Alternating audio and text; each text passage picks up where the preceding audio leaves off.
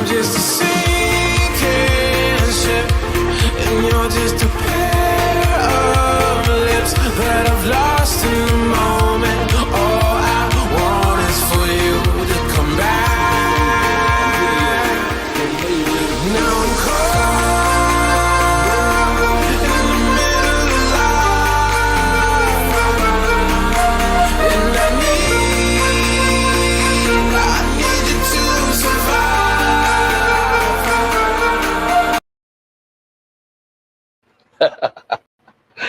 Greetings, everyone, and welcome to another edition of the Red Pill Diaries. This is the third of our triple header today. As we wait for Dimitri to join us, he's in motion right now, so we have to wait for him to join us. Okay, he's not where he's normally at in Canada. He's in motion, so give it a second. Just like here he is. As soon as I brought up my guy, he came right into the stream. How's it going today, my friend? Great to see you, brother. It's nice to be back. You guys have got to check out Dimitri work. He does excellent work. He goes all around the world covering stories, but he especially covers what's going on in Palestine. And so, Dimitri, what is going on right now? It seems like Israel is still genociding the Palestinians. It seems like they're still trying to take part of Syria. It seems like they're still trying to take part of Lebanon, and they're still ignoring the so-called warnings by Donald Trump for ceasefire. So the so-called ceasefire in Gaza went into effect in October of last year. And in that time, Israel has killed over 1,000 people in Gaza. On average, it's killed somewhere in the range of 5 people per day. I don't think there has been a single day. I've followed the reports from the Gaza Health Ministry fairly carefully, and I can't recall seeing a single day where somebody wasn't at least wounded seriously. Usually every day there are several deaths, and there's been an increase in the rate at which they're killing civilians in Gaza over the past month or so. Basically, as it appeared that Iran and the United States were going to strike some kind of at least a framework deal, not an actual peace deal, Israel's savagery in Gaza seemed to escalate. In Lebanon, they have killed since March 2nd, when Hezbollah finally responded to the daily violations of the ceasefire in Lebanon, which went into effect in November 2024. So Hezbollah restrained itself for basically 16 to 17 months. There, too, there were thousands of ceasefire violations by Israel. So Hezbollah finally reacted on March 2nd, 2 days after the war. The second war of aggression was launched by Israel and the United States on Iran. And since then, it has killed, I believe, in the range of 4,000 people in Lebanon. Now, it was behaving in a particularly criminal manner in the last week or so after this MOU was signed. But as of a couple of hours ago, this is the last time I checked, it appears that it hasn't been killing anybody today.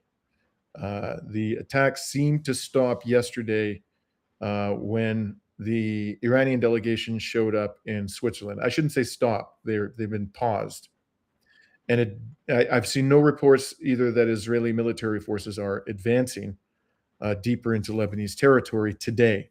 But other than that, other than today, which is exceptional, they have been trying to take more territory and have been killing people in Lebanon every single day since. Well, I'm trying to pick which ceasefire to refer to, because there's actually 4. 4 are now in effect for Lebanon. There's the one that was negotiated in November 2024.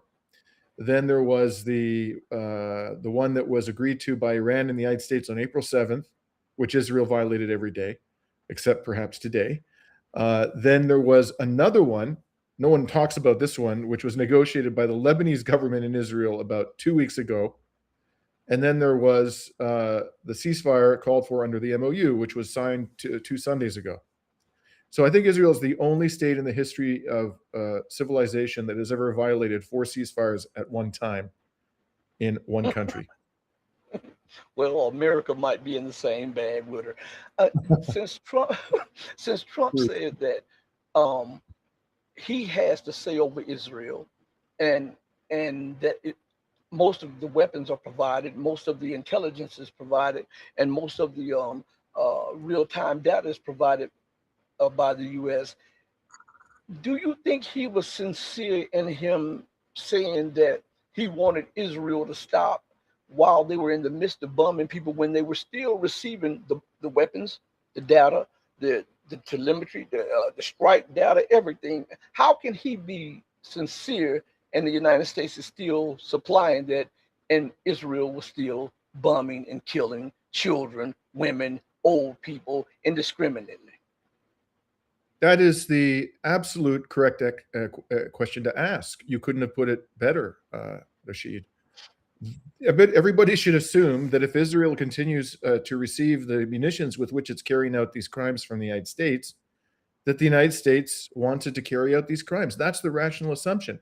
It is. I've read articles where they talk about how their lives have been turned upside down because they can't use bank cards and they can't use credit cards, and so they're also providing legal protection, like almost like a mafia. They're providing protection, paying off the cops, except they're not paying them off. What they're doing is they're sanctioning them so that the forces of law cannot hold any of these people accountable, which of course encourages them to carry out these crimes. So it is laughable. I think it's laughable, the claim that the United States is trying to stop Israel.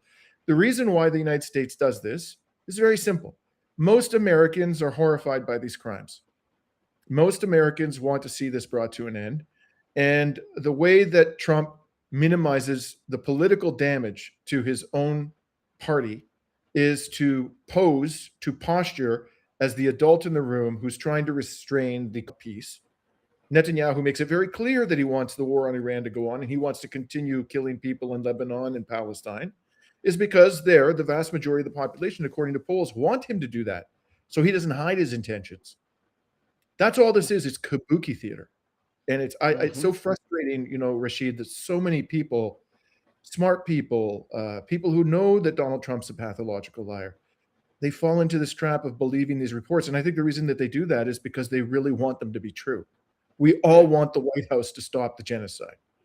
Yeah, I use the same terms, kabuki theater, and one of the main things that could bring this war to an end is stop the funding. Period. Just cut the check. Whoever is cutting the checks, stop cutting checks, and the war comes to an end. But again, notice how, and I tell my audience, notice how these blow-ups or these flare-ups between Netanyahu and Trump make it public when both are under pressure from different people, and then it makes Trump look like he's actually frustrated with Netanyahu. It makes Netanyahu to his people look like he's disregarding Trump, and all of this is good cop, bad cop, and we're going to do this until you can kill as many people and advance as far as you can. And I believe that the only thing that has put limits on this is now they understand that Iran has the capability to strike and strike hard.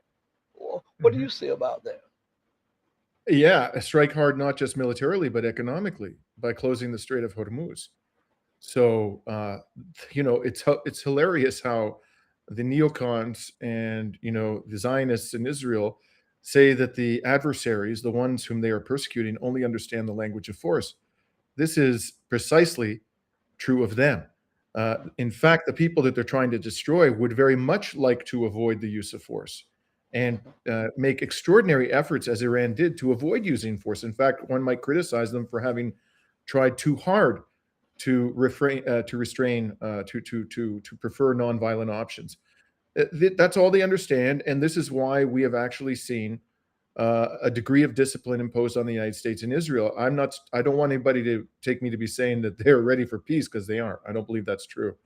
But they have been forced to scale back their plans, to pause, to rearm, and to deal with the reality that Iran can deliver grievous blows, not only to Israel, but to U.S. military bases around the region.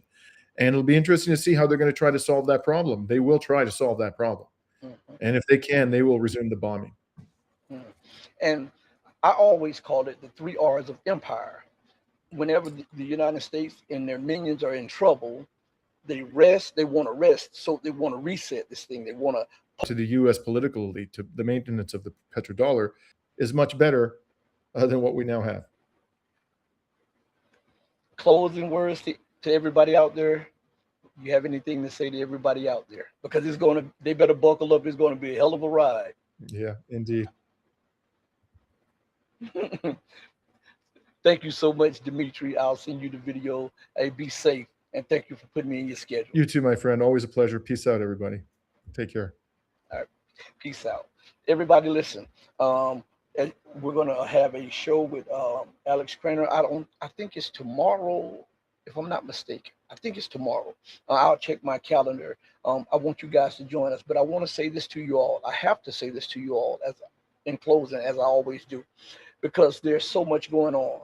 And I get a lot of flack when I say my friends or my buddies or whatever. You know, it's lingo, just like in New York, or when they say homie or California cuz or whatever, you know. But in Florida and in the Panhandle, we say my friend or my guy.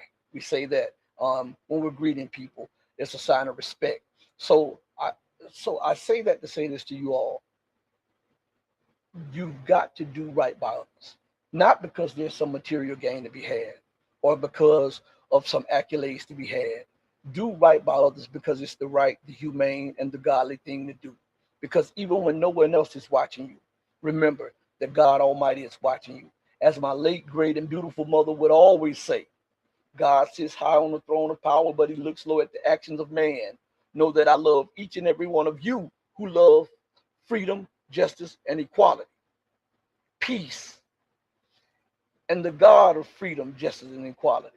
And know that the love that I have for you will always pale in comparison to the love that God, the true and living God, has for you. Until we next speak again, stay strong, stay true, but above all things, remember to stay righteous. And hit that like and subscribe button, because righteousness is the only thing that's going to get us out of here. Hey, mama, your baby boy loves you more than life. Thank you, everybody, for joining me on this triple header today. Peace. We're out of here.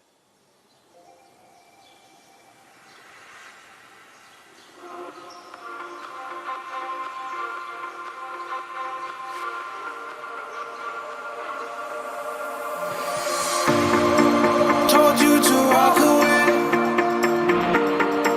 That was my first and last mistake.